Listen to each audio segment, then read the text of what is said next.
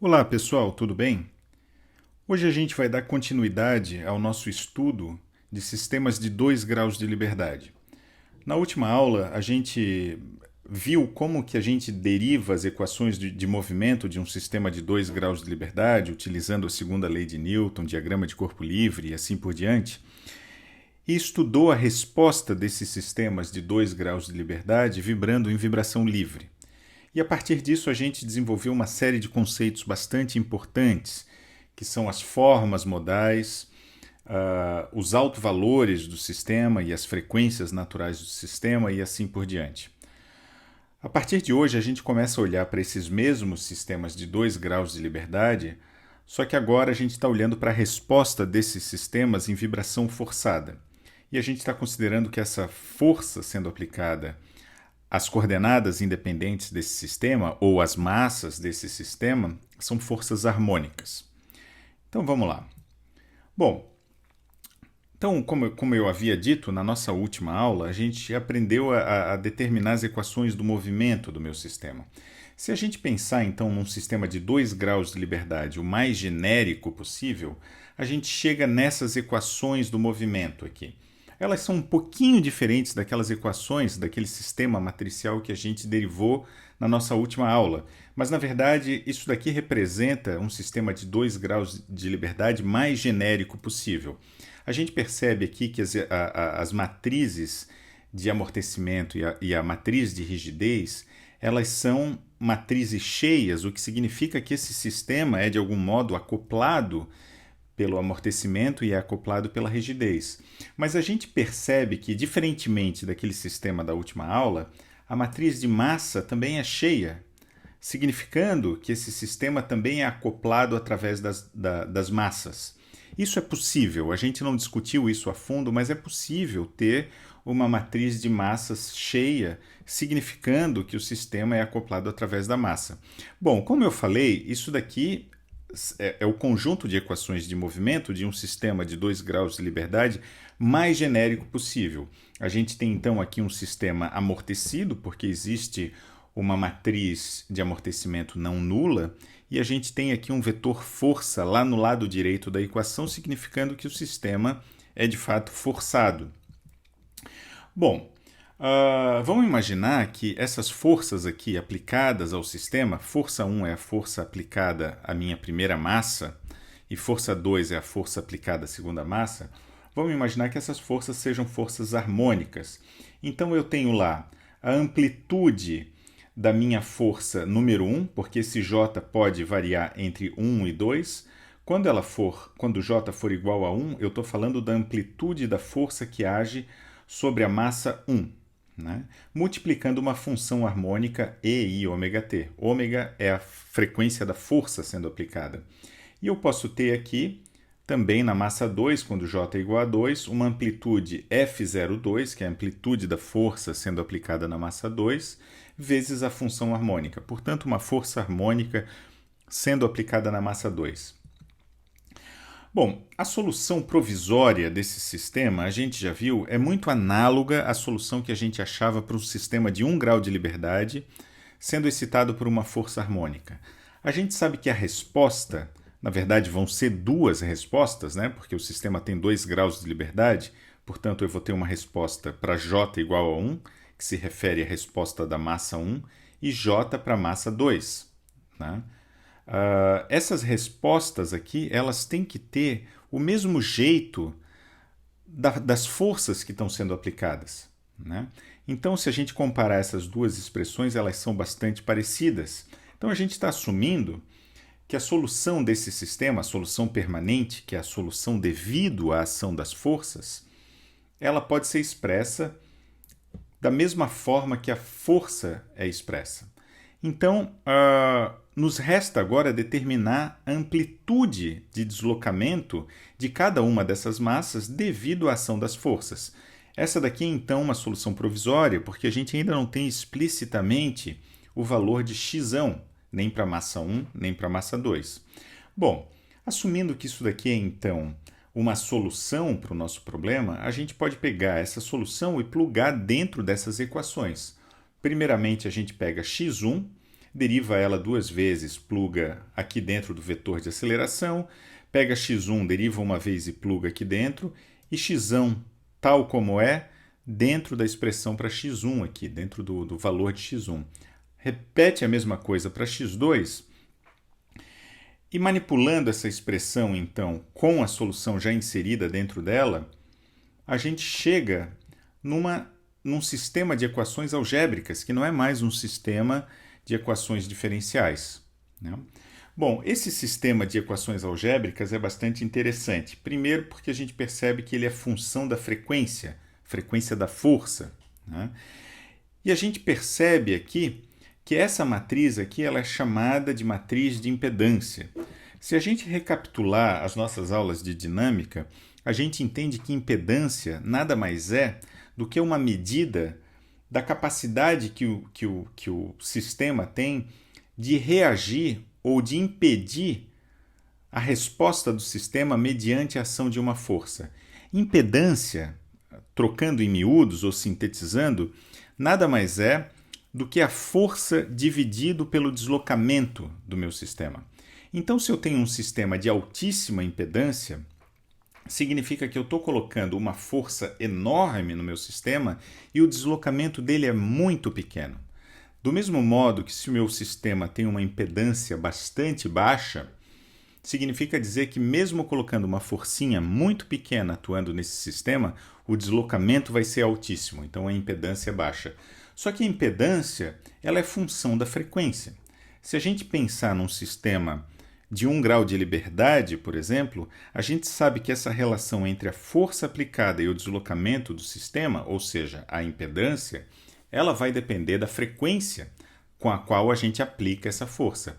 Para algumas frequências, o sistema vai ser bastante impedante, ele vai impedir o movimento. Mas para outras frequências, a impedância vai ser bem baixa, notoriamente frequências próximas da frequência natural do sistema. Bom, isso daqui é o que a gente chama então de matriz de impedância do meu sistema, que a gente deduziu simplesmente colocando aquela solução provisória dentro das equações de movimento do sistema, isolando os termos. Bom, de forma sintética, esse sistema de equações algébricos aqui pode ser escrito dessa maneira, né? Então a gente tem aqui a minha matriz de impedância, a gente tem aqui o meu vetor de deslocamentos e tem aqui o meu vetor de forças. O que a gente quer determinar, obviamente, são as amplitudes x1 e x2, que são as amplitudes de cada uma das massas, massa 1 e massa 2, devido às ações das forças que estão atuando sobre elas, né? Então, para a gente achar esse vetor x aqui, basta a gente manipular esse sistema de equações na forma matricial e a gente consegue isolar o x, né? Na verdade, a gente multiplica o vetor de força que a gente já conhece pela matriz inversa da impedância que a gente já conhece também. Bom, se a gente olhar essa matriz aqui, a gente percebe que essa matriz é uma matriz simétrica, uma matriz quadrada e, portanto, a gente consegue achar lá da álgebra uma expressão bem simples para a inversa dessa matriz, que é dada por essa expressão aqui. Portanto, se eu tenho cada termo da minha matriz de impedância, eu consigo facilmente achar a matriz de impedância inversa, que a gente chama de matriz de admitância também, né? A impedância é o inverso da admitância. Então, a admitância é o quanto o sistema aceita a energia e traduz essa energia na forma de movimento, e a impedância é o quanto ele impede o movimento mediante a ação de uma força. Bom, então a gente chegou nessa matriz e agora a gente deve determinar as amplitudes x1 e x2. Então, se a gente simplesmente equacionar aquele sisteminha sintético de equações algébricas, a gente chega nessa expressão para x1 e nessa expressão para x2. Vejam, portanto, que para a gente achar as amplitudes da massa 1 e da massa 2, a gente vai precisar da matriz de impedância, porque a gente precisa dos termos de impedância para achar essa expressão, e a gente precisa das amplitudes das forças que estão atuando na massa 1 e na massa 2. Bom, substituindo essas amplitudes aqui na minha solução provisória, a gente finalmente chega a gente finalmente chega nas soluções, nas respostas da massa 1 e da massa 2, devido à ação da força atuando na massa 1 e na massa 2. Então a gente tem lá x1 e x2. Para a gente internalizar melhor essa questão, a resposta do sistema devido à ação de forças harmônicas, vamos tentar resolver um problema. Então a gente recapitula o mesmo exemplo que a gente viu na última aula. A gente tem aí um sistema composto de 2 vagões, portanto de 2 graus de liberdade conectados com molas. Esse sistema, para facilitar as coisas, não é um sistema amortecido. As molas são todas iguais, as rigidezes são iguais e as massas são iguais.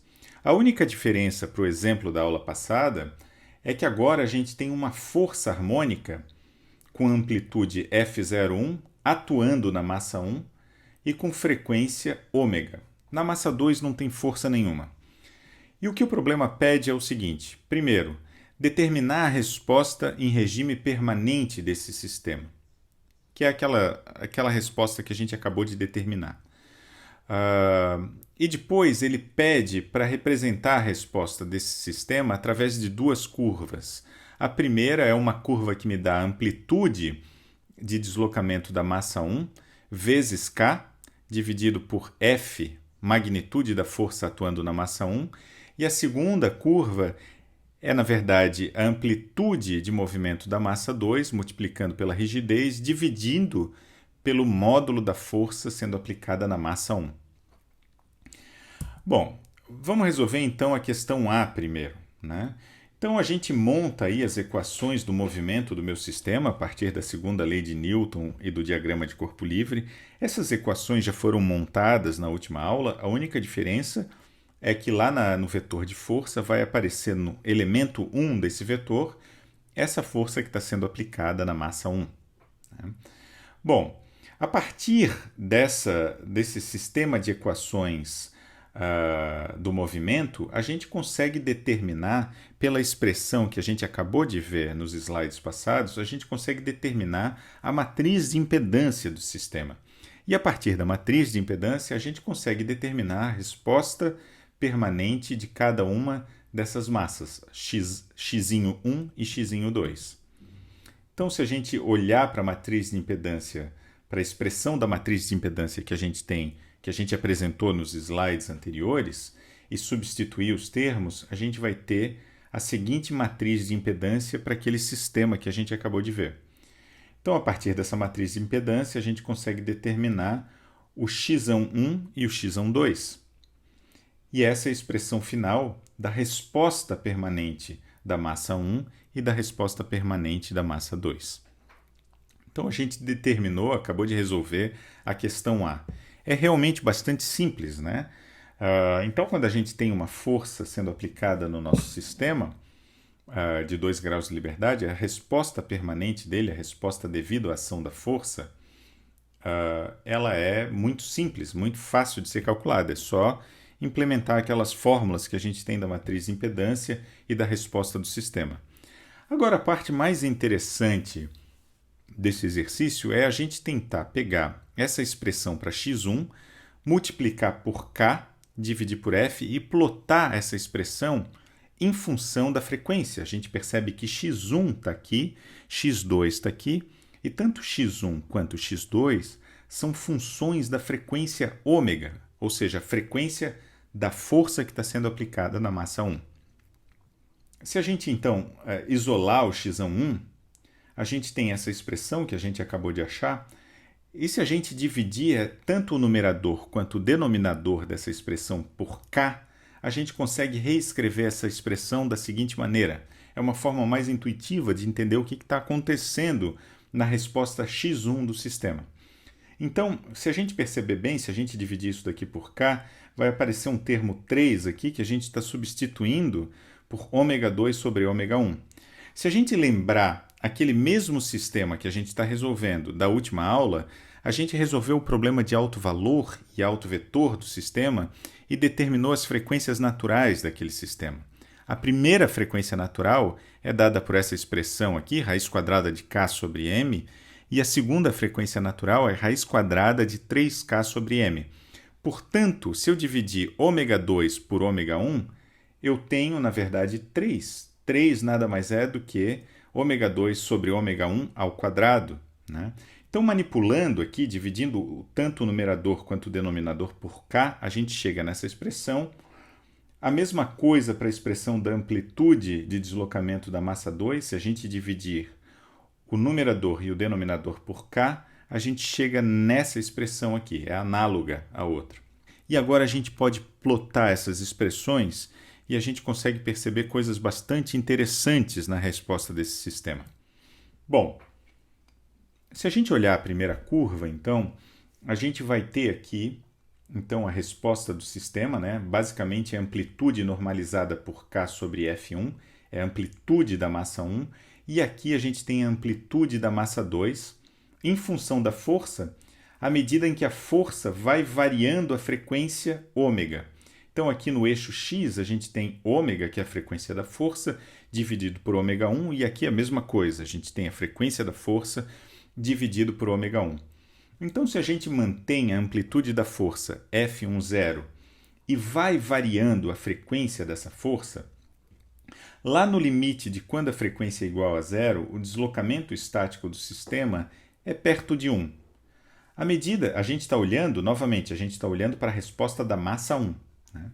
À medida que a gente vai aumentando a frequência da força, a amplitude da massa 1 vai aumentando, de tal maneira que quando a frequência da força for igual à frequência número 1 do sistema, a primeira frequência natural do sistema, esse sistema vai ter uma amplitude infinita, porque ele é não amortecido. Então ele vai ter uma amplitude infinita em ômega 1. Né? A gente vê que a partir do momento que a gente passa de ômega 1, a frequência ômega passa de ômega 1, a resposta do sistema se inverte. Ela continua sendo muito alta imediatamente depois de ômega 1, mas ela se inverte. Significa que a fase entre a força 1 e o deslocamento da massa 1 tem uma fase de 180 graus. Quando a força empurra a massa para frente, ela está indo para trás e vice-versa. Né? Antes disso, elas estão em fase. Se a força empurra a massa para frente, a massa está indo para frente.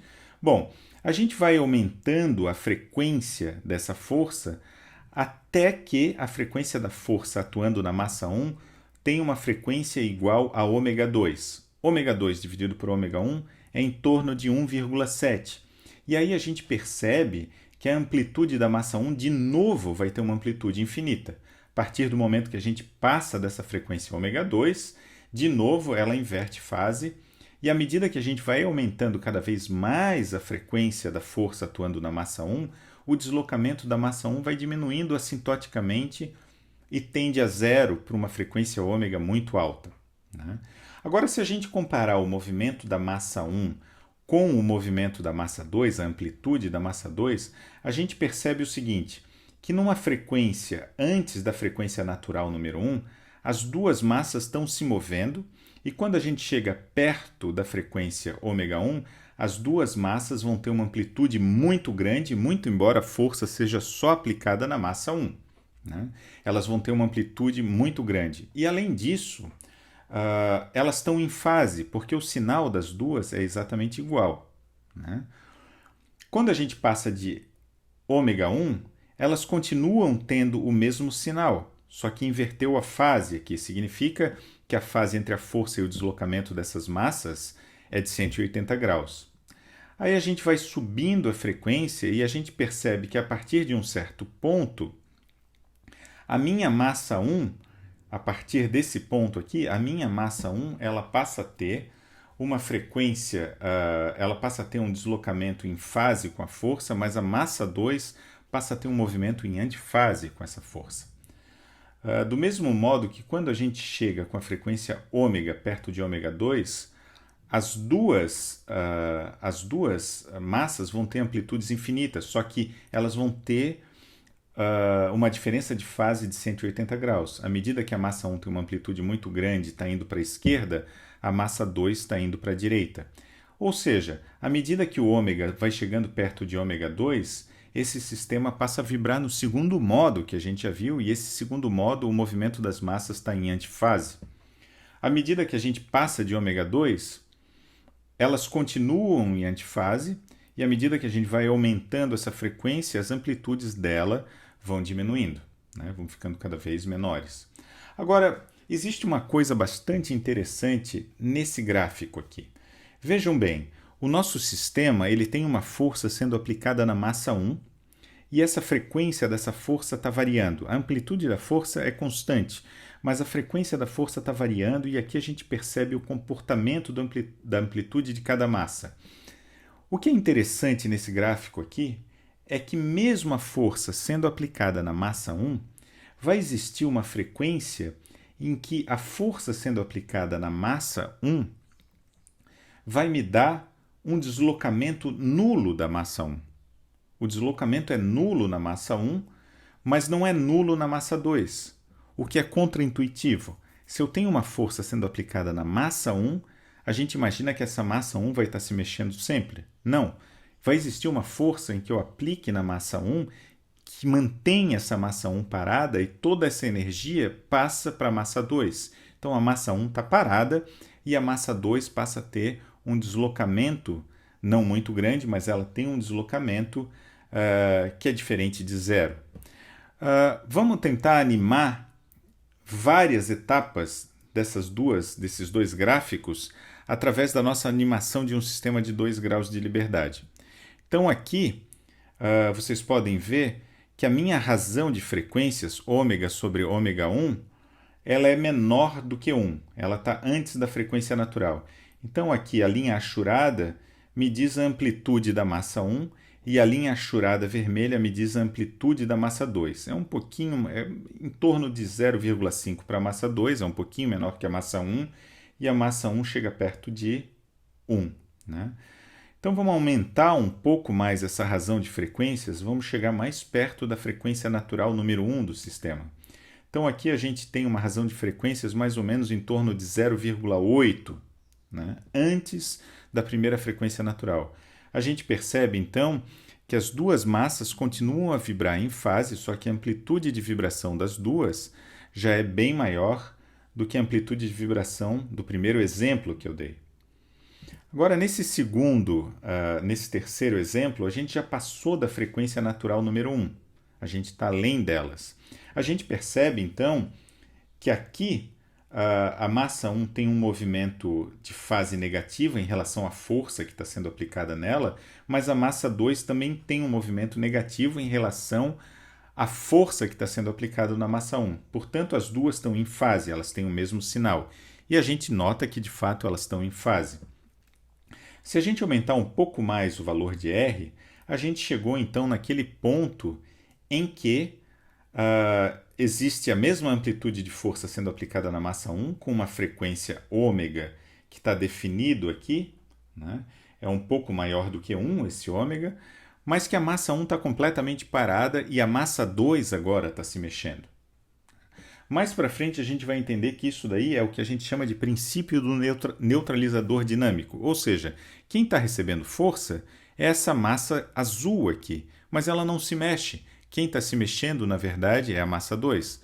Vocês podem imaginar, por exemplo, que eu posso projetar um sistema para ser acoplado num sistema de 1 grau de liberdade, que está vibrando por conta da ação de uma força, de tal maneira que esse sistema de 1 grau de liberdade, que está vibrando por causa da ação de uma força, ele pare de vibrar, e quem vibra é esse sistema adicional que eu projeto para absorver toda a energia sendo adicionada pela força. Então, o nome que a gente dá para esse sistema, que a gente adiciona ao meu sistema original, de tal maneira que ele absorva toda a força que esteja sendo aplicada no sistema, é neutralizador dinâmico. Então, passando mais para frente, a gente tem, então, uma razão um pouquinho maior, um pouco antes da frequência natural número 2. A gente percebe aqui, que o sinal da amplitude da minha massa 1 é positivo e o sinal da amplitude da minha massa 2 é negativo, o que significa que elas estão em antifase. E aqui a gente percebe que agora elas passam a ter um movimento de antifase muito parecido com o segundo modo que a gente viu na última aula. E agora a gente passou da frequência ômega 2, mas está perto dela e a gente percebe que a amplitude de movimento dessas massas é bastante grande. Ela está perto da ressonância número 2 do sistema e as duas estão em antifase. E à medida que a gente vai aumentando a razão de frequências, esse deslocamento da massa 1 e da massa 2, como a gente vê aqui na curva, tende a zero, né? Então, para frequências extremamente altas da força sendo aplicada na massa 1, é de se esperar que esse sistema quase não mova. Bom, então a gente viu hoje, pessoal, a resposta de sistemas 2 graus de liberdade sujeitos a forças harmônicas. A partir da próxima aula, a gente começa a olhar para sistemas com um número mais elevado de graus de liberdade, né? N graus de liberdade. E a gente vai perceber que existe uma técnica mais simples para a gente resolver esse tipo de problema. Bom, até lá!